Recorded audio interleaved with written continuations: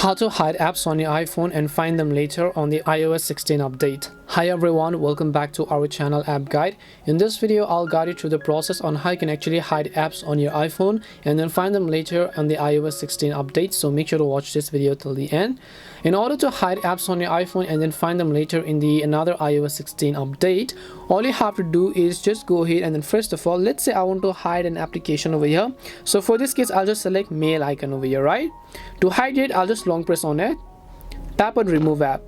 Then do not tap on delete app because that is going to delete the app itself. We only want to select the option called remove from home screen, and the app has been hidden from our home screen, as you can see. Now if you want to find this app and then actually find them again, scroll all the way to the right hand side of the screen. Then you'll come to app library, and then over here you can simply search for the app that you've hidden previously, and then you can access the app in that way. As you can see, just open it up. But let's say that now you want to go ahead and then simply actually get it back on your home screen again. In that case, on the left hand side you can see the icon, right? Not the name but the logo. Long press on the icon here, and then you'll find the option called add to home screen again. So just tap on the add to home screen button and then it will be added back into your home screen. You can drag and drop this application to its previous position wherever it was previously.